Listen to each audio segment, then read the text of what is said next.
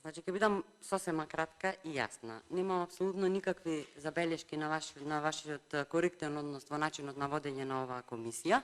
Во рете, навистина имавме дискусија во меѓувреме од поднесувањето на предлог законот по однос на ребалансот на буџетот и во рете ребалансот на буџетот има приоритет.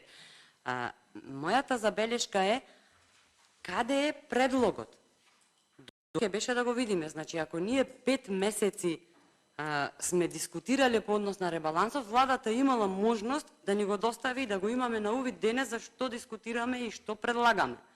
И да ги усогласиме ставовите, нешто од нашиот закон, нешто од предлог законот на владата, ќе го уредевме. Што побрзо да се донесе законот.